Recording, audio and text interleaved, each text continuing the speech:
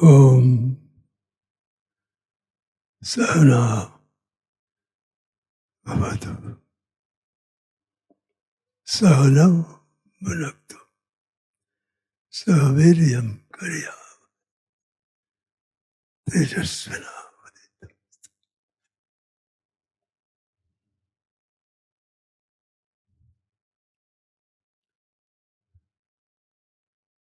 Asatoma Sadgamaya. Lead me from darkness to light. Tamasoma Jyotirgamaya. Lead me from darkness to light. Mrityorma Amritam Gamaya. Lead me from time-bound death consciousness to timeless soul that I am now.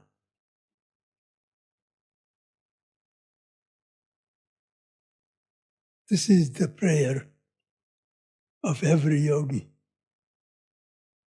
This is why we are all here. We want to go from unreality to reality, from darkness to light, from death-bound ego mind to the timeless soul that I am now. Before we enter this, let us close our eyes for a few moments.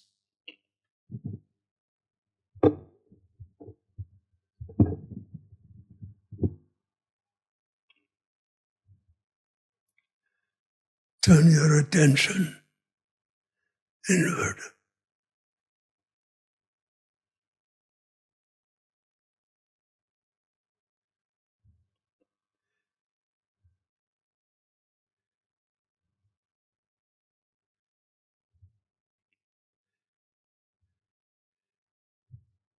When you turn your attention inward, you're creating a shift from thinking ego mind to the thoughtless being that I am now.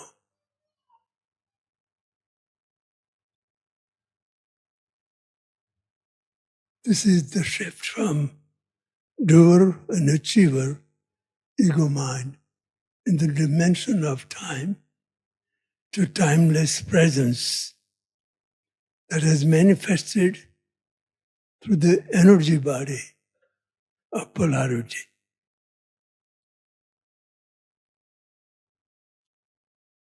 This means when you create the shift, this is a constant shift. It is not a bridge.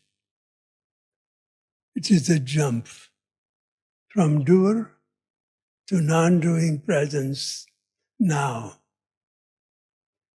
You are doing nothing to create the shift from thinking mind that does something to create a change in time. This is a jump in timeless presence, God within.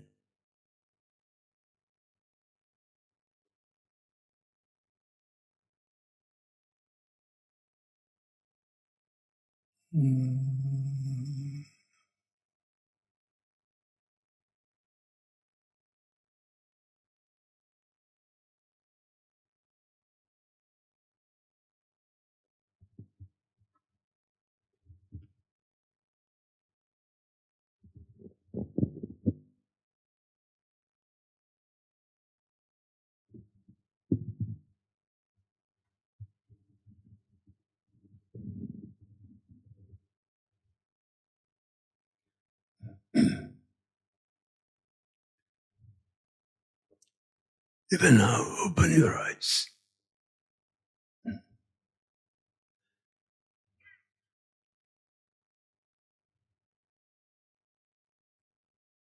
As humans, we are born identified with the time-bound ego mind as who I am not. We are born separated from who I am. Yoga is how to reconnect from who I am not to who I am. The ego mind that operates in the dimension of time lives in the illusive world it creates. It does not live in the world of reality that is happening now.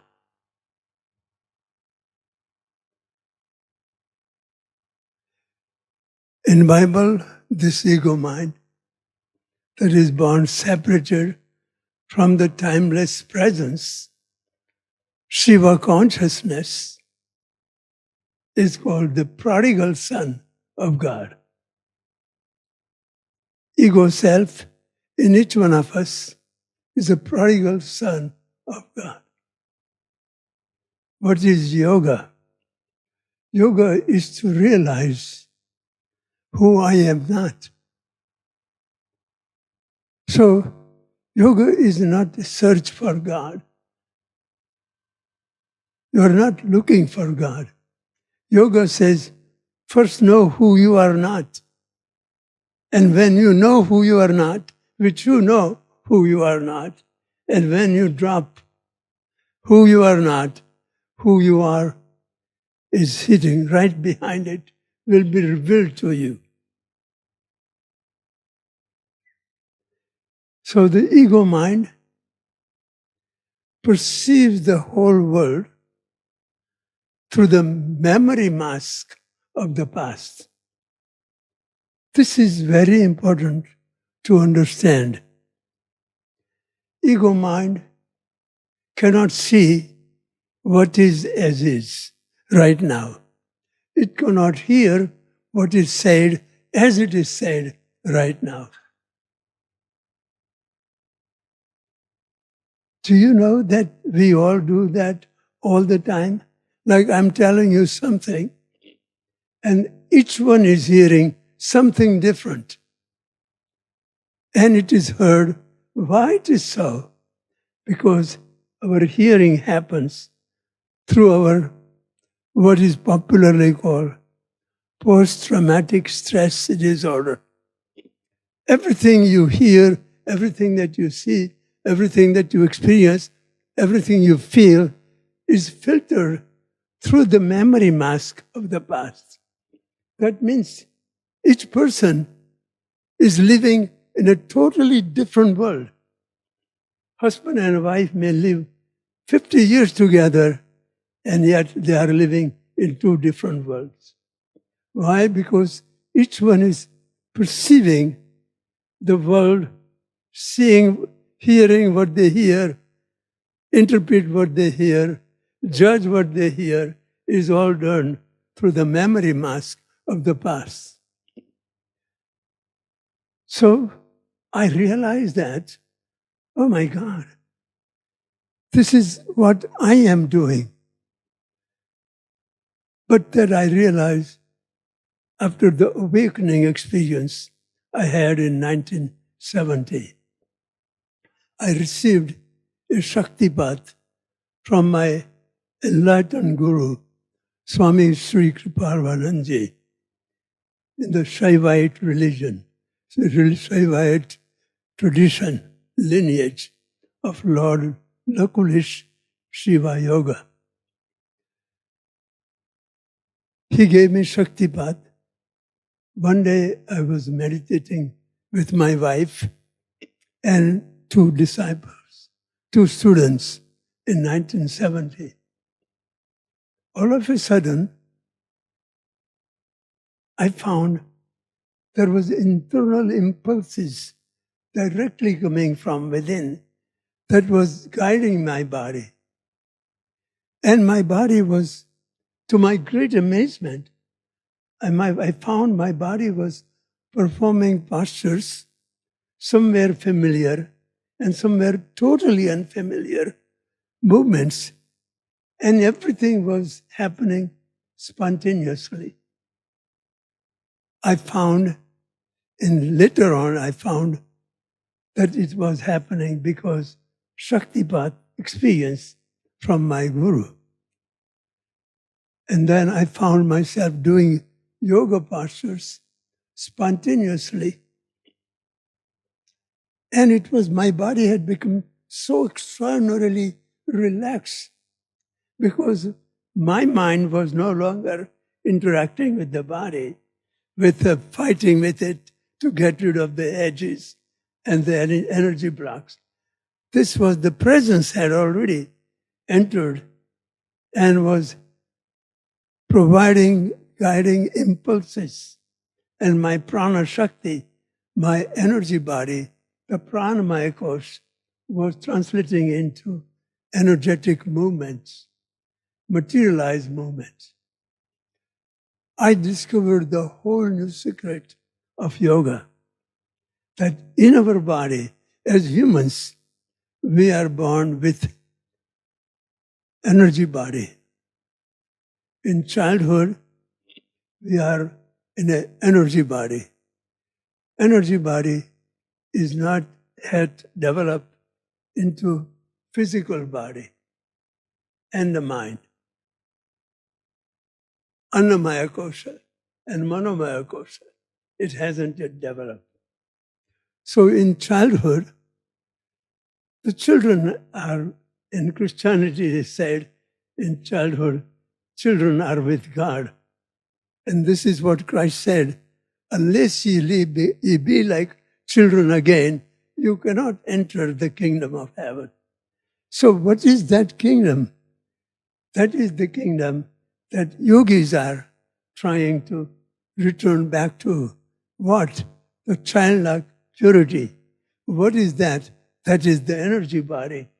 So we are born with subconscious autonomic nervous system. So that subconscious is energy body of polarity. And that polarity energy body is animated by Shiva sympathetic consciousness we call Pingala Nadi. And then it is animated by Shakti energy, the Ida Nadi. So Shiva has already manifested through our body, but science says it's autonomic nervous system. No, it is not autonomic. It's not run by a robot. It is run by God.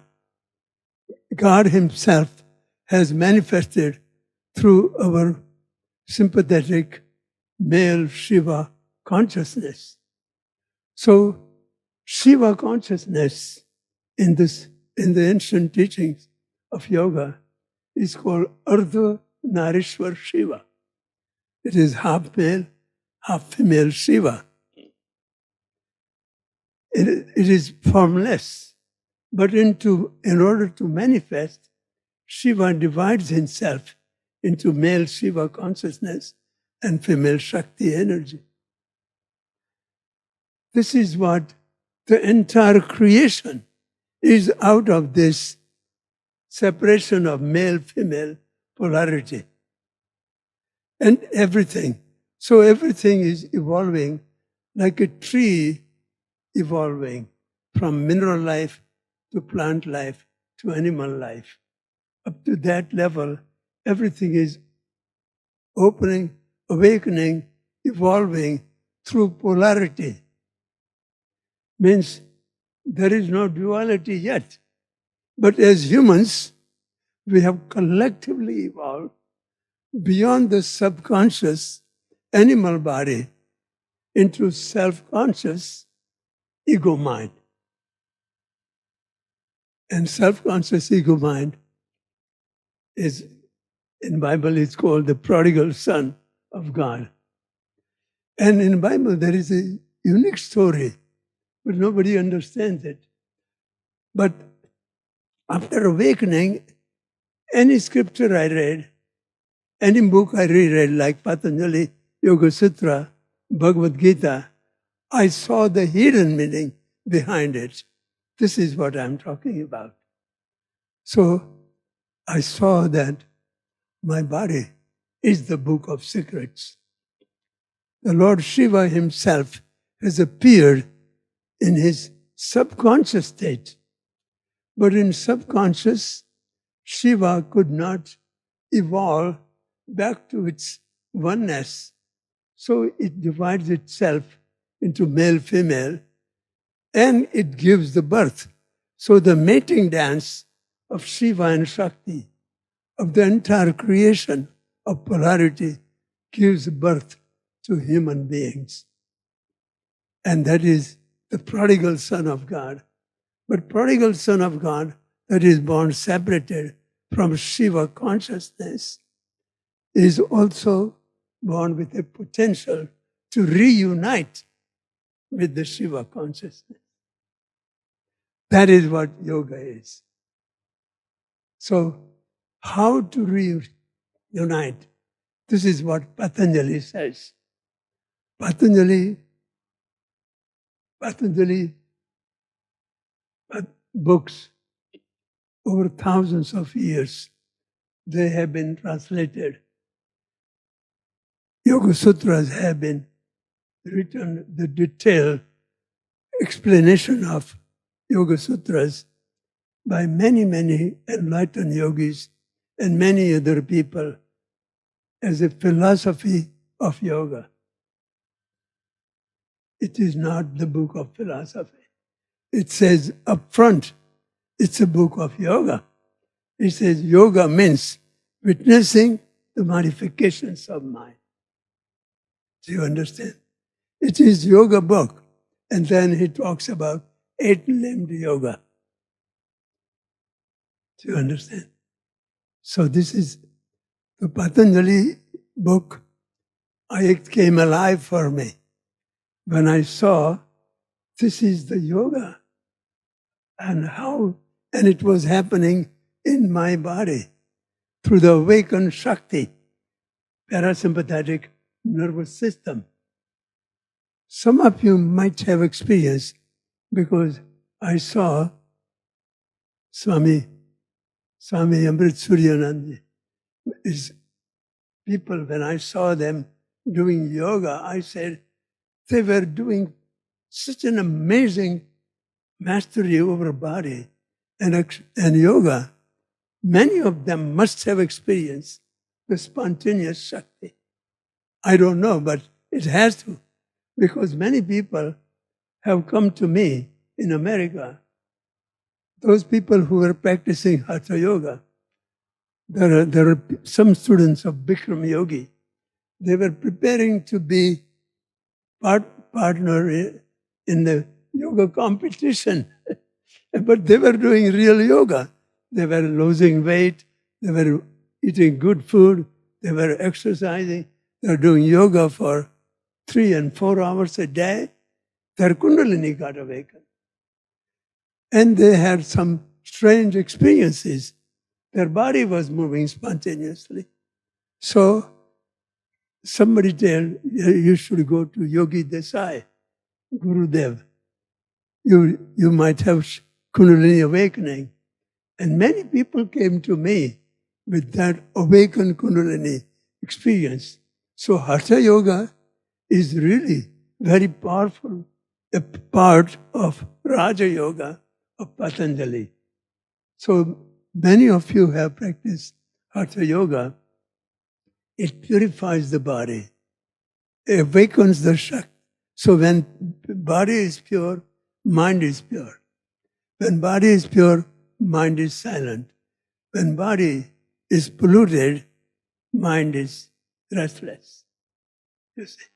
So after having this experience, I really saw that Patanjali says very amazing thing in the first Yoga Sutra. Patanjali is is a scientist. He's like a mathematician. He does not use any word frivolously. He uses very choice word. In first Yoga Sutra, people think, now let us begin the yoga. So they think, now is the beginning of the yoga. They do not understand the real meaning of yoga. It is the discipline of yoga happens now. It happens now. In other words, if you want to enter yoga, dimension of yoga, you have to enter now, right away. First step should be in now. This is the most amazing thing he said. He said, what you want in the end should be in the beginning. Why? Because in the dimension of yoga, it is not the shift. Like you can start practicing yoga through the mind, then mind will practice yoga in time. It will try to achieve samadhi in future. So, samadhi, when you achieve in future, how can you go there by living in constant conflict with what is present now to arrive in harmony with what is there now in the timeless moment? You see? So Patanjali is saying, very first sutra, the yoga happens now. It cannot happen in future. Why? Because when you arrive in future, it's now. And all along the way it is now. How can you arrive in future and be in samadhi if you have practiced conflict between body and mind in the dimension of time through the medium of the ego mind and arrive at the timeless presence? Impossible.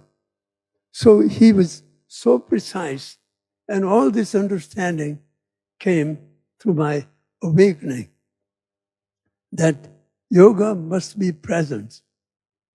So Patanjali in second Yoga Sutra says, how to be present. So he says, most amazing thing he said, yoga does not happen in the mind.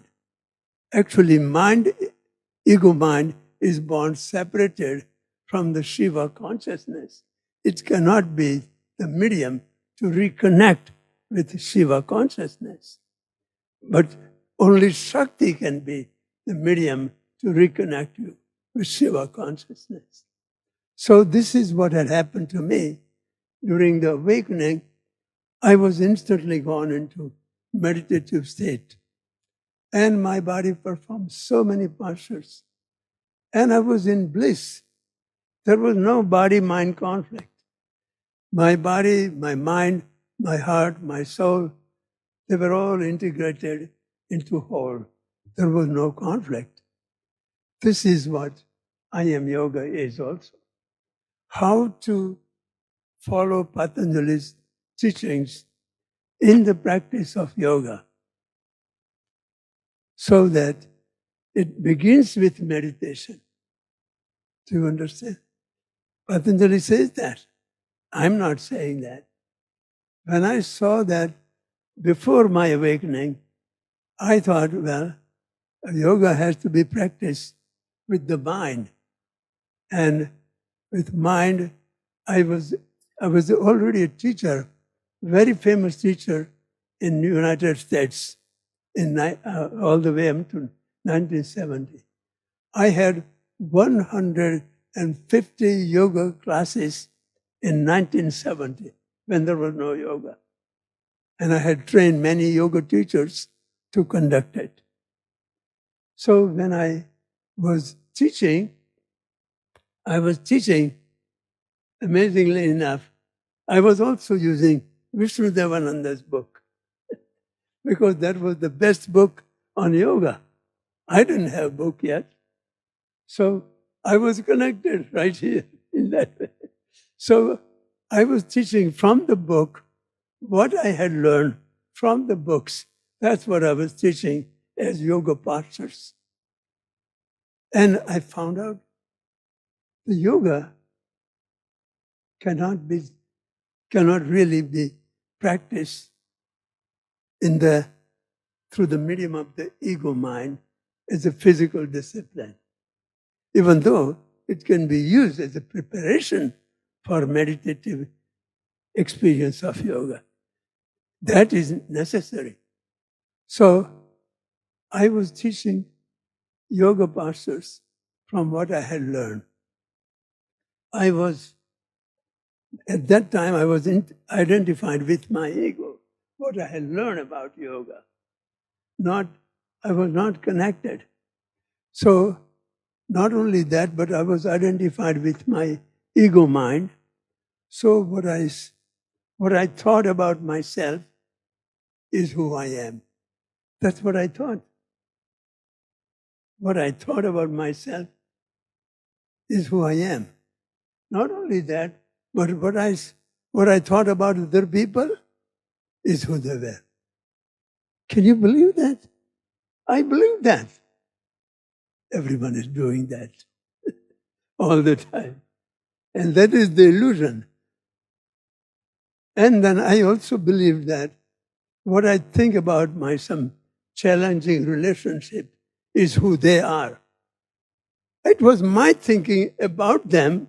It wasn't them. But I thought they were what I thought about them. This is the illusion that the ego mind lives in. This is big. That means ego mind lives in the somnambulistic, sleep-like memory events of the past.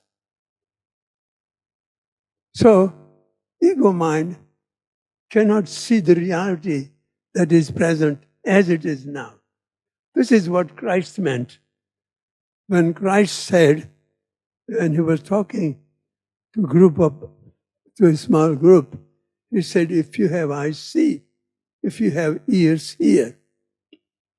He wasn't talking to a deaf and a blind crowd, but he was talking to humanity that lived in identification with their ego mind that was perceiving through the mind behind their eyes. They were hearing with their mind behind their ears. They could not hear what was said. They could not see what is present as it is now. How many of you think you do this? Anybody does that? Everybody does it. How often in a day? All the time. This means everyone lives in their own mind-made world of reality. That is why there is only one thing. So, yoga is not about removing the obstacles, the karmic memory event that ego mind has built in the physical body. So the ego mind, in its journey through time, reacts to what is present from the memory events of the past. How does that happen? See, when you see something, you don't see the person or an object present now as it is. Instead, the person who is present triggers the look-alike memory event from your past, and then you superimpose your memory event over the person and then see them. Means you are seeing yourself there. The subject is superimposed over the object, so the object mirrors the subject. Means you see yourself no matter where you go, what you do, or who you are with. This is the illusive world ego lives in. What is yoga? This is the darkness when we live through the medium of the ego mind. So, to go back to light, we have to see it as an objective awareness presence. So Patanjali says, how to be an objective awareness presence. So he says meditation is the only way. So many religions have different ways, and which are all valid. You can go through that. You can go through bhakti yoga, karma yoga, gnana yoga. Everyone can go through that. So there are ways to go through that. But in Kundalini yoga, it's very different. So in Buddhist meditation, you just sit still and meditate, and you do not move. Kundalini meditation is very different. When you meditate, you go from thinking mind to feeling body. In feeling body, when you go, again, what happened? Originally, God said to Adam and Eve, do not eat the forbidden fruit of good and evil. If you eat that, they ate the fruit, they were thrown out of the Garden of Eden, the energy body, into the mental body. What is the process? Yoga. Go back from the mental body to energy body, because energy is the link to the divine. So it is from thinking mind to feeling energy body to being the bliss being that I am now. This I have developed a whole new approach of practice, how to practice meditation in motion with meditative choiceless awareness. When you are in meditative choiceless awareness, you cultivate that, how to be close to yourself, not to your own ego mind that lives in the memory events, the darkness of the past. And it lives, darkness means ego mind is born separated from choiceless awareness, presence, God within us. It is born separated because it is born with attraction to pleasurable. It calls good. And fear of painful, it calls evil. God said, do not choose good life, otherwise you will become the victim of fear of death. This is all human condition. And this is what God said. That is what Patanjali says. Amazing enough. But Patanjali, in ancient yoga, people were so highly developed. They had developed whole system of yoga. 6,000 years ago, it was evolving. And Patanjali made it scientific. So it was so amazing that Patanjali could explain what is happening. But Christ, in his time, people were not ready. So he said such statements of as ego, as the prodigal son of God, and then story like God speaking to Adam and Eve, we call Shiva and Shakti, and when they eat the forbidden fruit of personal likes, desires, and fears, they are thrown out of garden. This is not the story of first human being that appeared on the planet and first God taught them, no. God is omnipresent presence that is speaking to each one of us now, not to eat the forbidden fruit of good and evil. As soon as you choose, you are in your mind, you create a shift from your energy body to thinking mind, and the thinking mind, its abode is PTSD, post-traumatic stress disorder. I call it karmic memory stress disorder, because Post-traumatic, it just doesn't tell enough. It is, in yoga, it is karmic memory stress disorder that has been built in our energy body in the form of energy blocks. So every time you have reactive thoughts, angry thoughts, fearful thoughts, self-rejecting thoughts about yourself, guess what happens? If you identify with it and you say, I am my angry thoughts, I am my fearful thoughts, it immediately hijacks the parasympathetic female energy and uses it as a materialized medium to manifest another energy layer in your memory stress layer in your body. And this is what humanity is suffering from, the stress disorder that ego mind has built. But as long as we identify ourselves with time-bound ego mind, we will continue to live in all the memory of the past, time-bound memories of the past. And memory does not exist anywhere in the existential objective creation of this whole world.